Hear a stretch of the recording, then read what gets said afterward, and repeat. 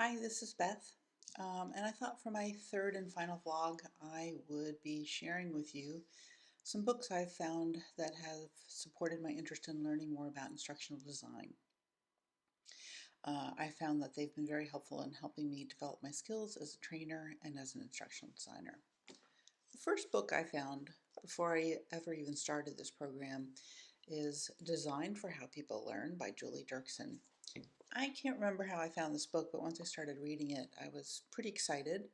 I've been doing a lot of teaching, and as I've mentioned before, I don't have any academic background in education.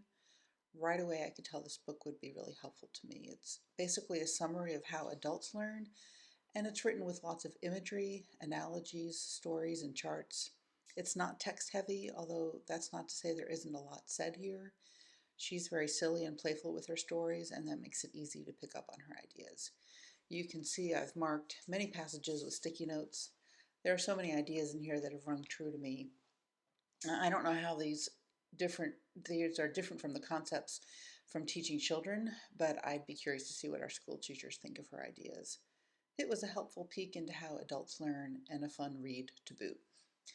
My next book is Map It by Cathy Moore. If you remember the video from our week 2 assignment, it was titled From Performance Gap to Needs Analysis. In that video, he talked about how important it is to determine if the performance gap is caused by a lack of training or something else. And this book expands upon that idea.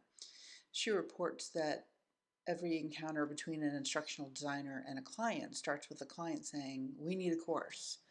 And she talks about how we need to start every encounter not assuming that we know what the answer is, even if the agency requesting the help thinks they know the right answer. And it was from reading her book that I realized how important my communication skills would be in helping others to design trainings.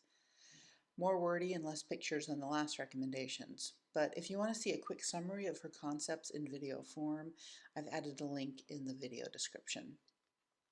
Lastly, the Non-Designers Design Book by Robin Williams got referenced quite a bit in Edit 611 as we were learning to design graphically pleasant trainings. I'm not an artistic person, nor have I had any visual arts training, so this book was really helpful for me. And this book reviews the CRAP principles: contrast, repetition, alignment, and proximity. Lots of visuals here to illustrate all the properties, and the second half of the book is about typography and fonts. Does that sound boring? I promise you it's not. You should check it out. I was totally fascinated and have read that section several times. I do look at print and type now differently, and I know what sans serif means. I have all the links to these books in the video description. Please leave a comment and tell me what your favorite instructional design books are.